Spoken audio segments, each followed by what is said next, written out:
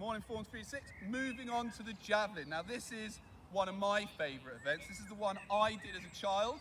This is the one I did at Sports Day and represented my school at District Sports. I was okay at it, but I like to teach it. I think it's so much skill as well as power. It's not always necessarily the strongest that wins this event if you can get the technique right. If you don't, I am pretty much 99% sure none of you have one of these. So what did I use when I was your age? Well, I had a bamboo cane, and I used to have little mini Olympics in my garden against my friend Matt, and we used to use bamboo canes and cricket balls for shot puts and things like that. So if you've got a bamboo cane, brilliant.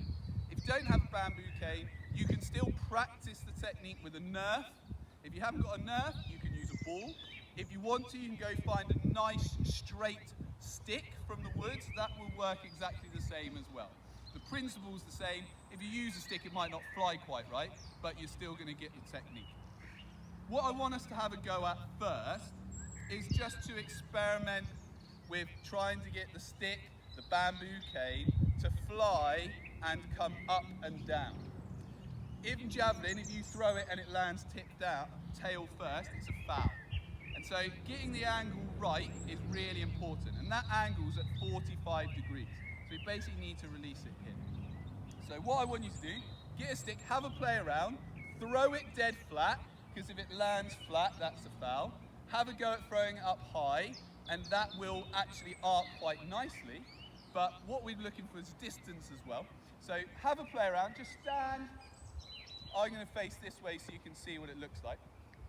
Stand forward on and just have a go at just releasing it and see what it comes out like. This is kind of what it should look like. Perfect. The ground's really hard, so it's not going to stick, but you saw that arc. I hadn't thrown it so high that it didn't go anywhere. So drill one, have a play around, see how you get on. Drill two. So now we've had a play around, we should have all got to a point now where we know where that arc of the javelin needs to be. That's what we're going to aim for the rest of this session. So on to the second part, and we need to look at our grip. We don't want to hold it like this. If we hold it like this, it doesn't go as far because it sits in your hand. So what we do, if you put your hand like this, you're going to put the javelin more on a diagonal, and then clasp our hands across the top with our finger and thumb at the top like this. Now that's sat a bit looser in my hand and more in my fingertips. So grip, important. Then what I want us to do is a javelin throw. You have your arm extended backwards. You come through to 90 degrees, release, and straight again. So what I want us to practice with your bamboo cane or Nerf, stand sideways on. Get the javelin in a straight line. Get your arm straight. We're going to bring it through to 90 degrees. That's still going to be pointing straight, and we're going to release. The third important point is making sure when we bring this through, we see how my hand's going straight. I'm not bringing it round to the side. I'm not bringing it in. My arm goes from straight to 90. My wrist and everything stays in a straight line. If you start turning, the javelin's going to go sideways, might hit you on the back of the head, it might fling round to the side. So, arm straight, sideways on, back to 90 and through. Okay, so that was a bit high, hence why it came down quite steep. Have a go at that, getting that arm straight through. That straight line of the javelin, really important.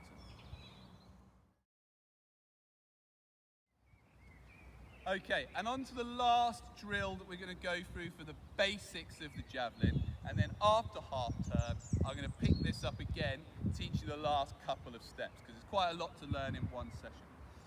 So, now we've got sideways on, we've got the javelin travelling at the right height, we've got it going in a straight line through, we haven't got it rotating coming up, we haven't got it going up and down. What I want us to do now is to take the next step, which is to transfer our body weight through. So we're going to come from here. As I reach this point, my body should start turning, my feet should start coming forward, and then my body weight is pointing forward as I release. So it should look From here, I'm coming, throwing, releasing through and stepping through. That step and transfer and hip is where all the power comes from. If you stand and release from here, it's all your shoulder. Now, if I can try and get you to imagine on my very small frame, or large round the belly, my shoulder is only this big. If turn, I'm using my chest, which is all this muscle. I'm rotating, I'm using my abs and core. I'm also using my glutes and quads. That is a lot more muscles and will gain you a lot more power as you do it. But the compromise, technique. So it is a lot harder to keep the javelin straight and true. As you turn, you'll naturally bring the javelin in or out. So it's going to take a bit of practice to get that javelin going straight. Remember, rotate your body as you come through. Really concentrate on keeping that javelin straight, going from straight to 90 degrees and through. Hopefully, my demonstration should be relatively close to what it looks like.